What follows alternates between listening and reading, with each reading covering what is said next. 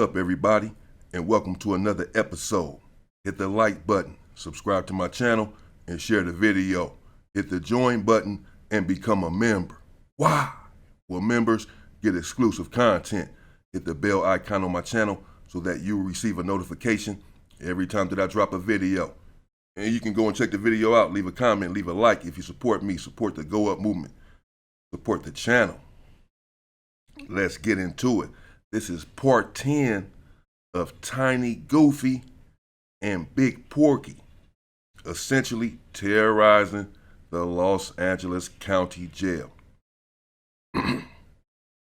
They were getting into things early and often throughout their duration.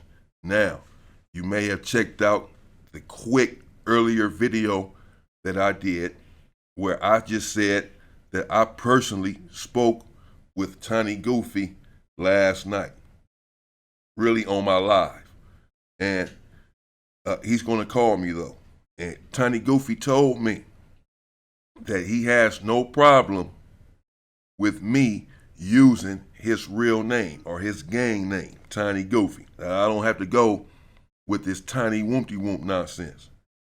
This phantom-like uncle of his, notwithstanding, I'm going to use his name from now on then. Tiny Goofy from 107 Hoover and Big Porky from 107 Hoover.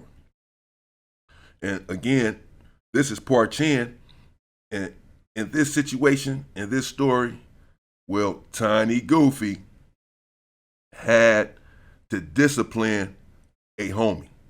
The homie that he DP'd, DP, of course, is a discipline, is someone that I had and continue to have a lot of love for.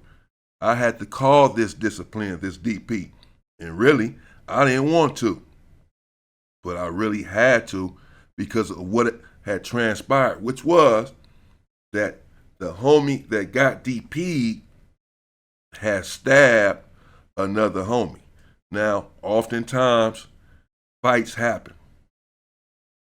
there in the county jail, prison, and on the street between comrades, between homies. It can be over a woman. It can be they just drunk in the hood. It can be somebody feel like the other one ain't putting in enough work, whatever. And fights happen, just like fights happen with teammates in basketball on the bench. In football, you see people getting into it on the bench. Sometimes people who have love for one another, they still go at it with one another. We understand this, that it's not necessarily a call or a cause for a DP because you get into it with another homie, not so friendly fire. But in this case, it was different. I was reluctant, however, to call the DP because the homie who had got stabbed, well, really, he had it coming. You can make the argument that the homie that stabbed him was just defending himself. And the homie who had got stabbed, had gotten attacked, I was in a cell with him on more than one occasion. I was in a cell with him at the time when he got attacked. I wasn't inside the cell. We were cellmates together. I was out in the day room when the attack happened inside of the cell that I resided in with him and the other homie that attacked him. It was another occasion I was in the cell with him some months before this on a different tier, and Deja Vu was in the cell with me, and Baby T-Bone from 107 was in the cell.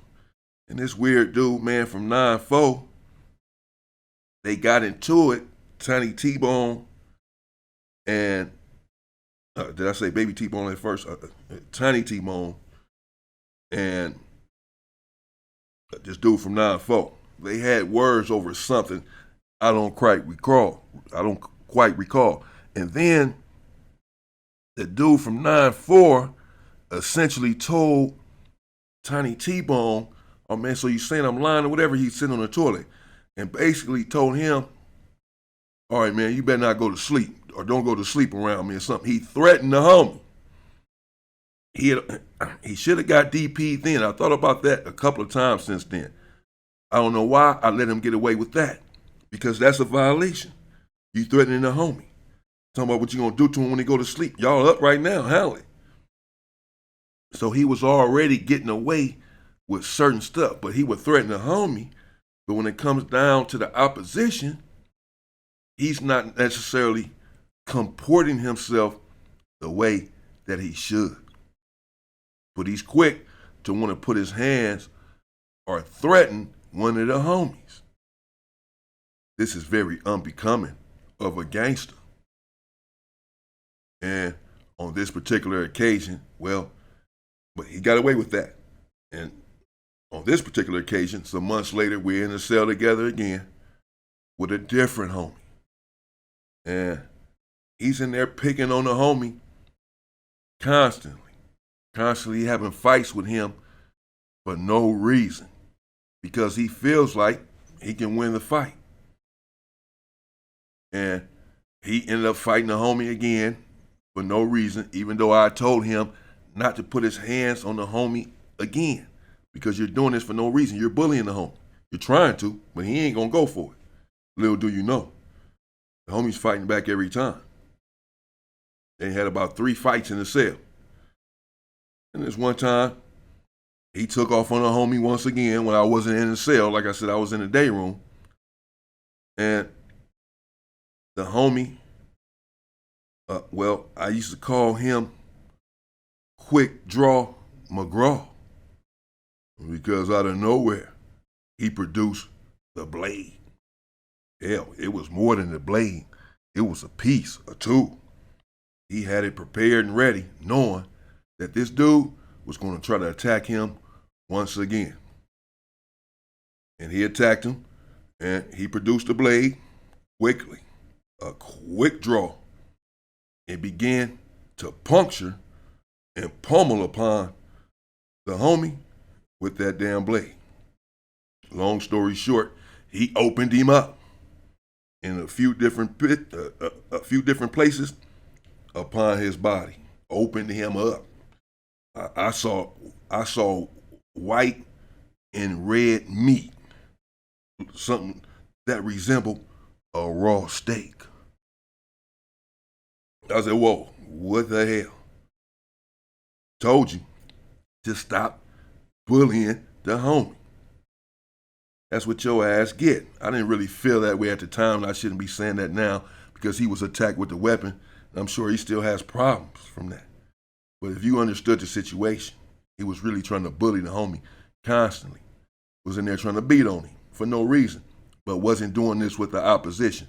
So at any rate, because the homie used a weapon on him, the rule is clear. The protocol is clear. I had to call a DP. I had the module. But again, I was hesitant. I was reluctant, because I understood why the homie did what he did, and I'm sure I would have did the exact same thing eventually. He had held off for some time, attacking him with a weapon. But you're only going to take so much. And so much abuse inside of the damn cell. So he responded how he responded. But now, something has to be done about it, because the rule is still clear that homies, we can fight each other, we can get out with each other. Again, these things happen. But you cannot use a weapon on a homie, even on the street. You stab a homie up, shoot a homie or something, the homies, they coming for you, for the most part. Because, you're doing the work of the opposition by really injuring one of the homies or unaliving one of the homies. No argument is supposed to go that far. So the DP had to be called. So I enlisted, reluctantly, Tiny Goofy to perform the discipline. It was Tiny Goofy and this weird dude, Deja Vu. Deja Vu was a good homie, particularly at that time. Strong dude, had size. Man, Deja, he was cool. Me and Deja was so cool, man, inside of the cell. And as I said, you know, he went to prison and just went PC really for no apparent reason. I'll get into that. There was a reason, but he didn't have to go PC. He went PC and didn't have to. At this time in the county jail, he was doing just fine. And he wanted to get involved in the DP. So it was him and Tiny Goofy sent to the cell, and I was right there per normal to make sure everything went according to plan and that things did not get out of hand. And Tiny Goofy and Deja Vu, well, they went inside of the cell, and I was standing right there. And the homie that they were there to DP, he was sitting on his bunk, and Tiny Goofy told him to get up. And he got up, and Tiny Goofy, he took off on him, and he punched him. And he punched him right in the face, and the homie fell back on the bunk. And I was about to stop the DP right then and there.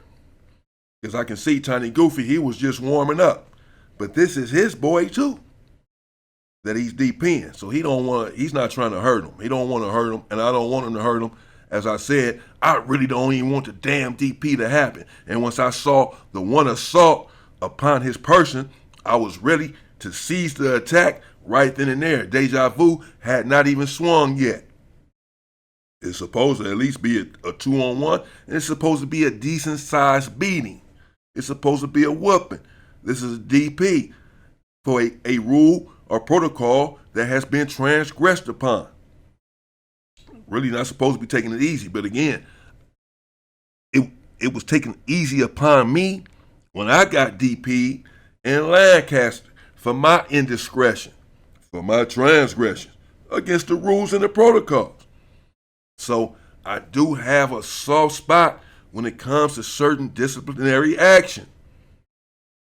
Because, hey, none of us are perfect. Now, if you snitch or something like that, that's different. There's no recovery and no excuse for that. But some infractions are understandable. Sometimes we just make silly mistakes, particularly when we're young. At any rate, he sat down on the bunk after the Tiny Goofy hit him, and then Tiny Goofy told him, no, get back up. As I say, I start to stop it right then and there. But he told him to get back up and to continue with this here DP. And the homie got back up, and then here come old soft ass Deja Vu. He wanted to swing on the homie too. He just wanted to try to get a lick in. Well, I mean, I understand that's what he was there for the DP. I'm just, in hindsight, I'm saying this. At the time, he was doing what he was there to do.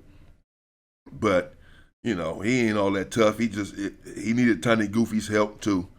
Did Deja Vu to even do some of the work that he was in the county jail doing, which, by the way, was not a whole lot. Just a little something. So Deja Vu swings on the homie. He's left-handed with his little fake size, little fake-ass Popeye build. Deja Vu. He swing on the homie with his little soft-ass left. That ain't moved the homie at all. Not surprisingly. So Tiny Goofy had to hit him a couple more times, and the homie fell back upon the bunk. And I told him at that juncture that it was over. That's enough. That's it. It was a DP. It was a real discipline. It was a real DP that the homie received for using a weapon upon the homie. However, the DP, no, it was not as bad as it could have been, and I'm sure as bad as it would have been had it been someone else or a different situation that he was getting DP for. But again, in this situation, hell, I didn't really feel like he even had a DP coming. Just according to the rules, he had a DP coming. But morally, I didn't feel like what he had did was necessarily unethical because really he was defending himself because this dude is continuously pummeling upon him inside of the cell on different occasions. And so at some point when you're having these fights, someone can take out your eye or anything. At some point you have to defend yourself. If you feel like you can't really defend yourself fighting back. He was fighting back every time. But the homie was sort of winning these fights. So he felt like, man, in order to get this dude off of me and stop him from trying to punch on me all the damn time, period, I'm going to have to escalate it. And that's what he did. Personally, I understand that train of thought. So I was reluctant. However, again, I have to abide by the rules myself. I have people that I have to answer to. We all do. And so the DP was called, but it wasn't that bad. But the homie that got hit up from 9-4, it is what it is. So Tiny Goofy pulled off that disciplinary action, as he's prone and was known to do. And coming up, I'll give you part 2 about what happened with those scandalous there in Salinas Valley for returning to the yard constantly with a short sack, not doing what he was supposed to be doing, already knowing that he was in hot water. Delusional. Some people, man, they just don't get it. I'll bring you that next. Stay free, people.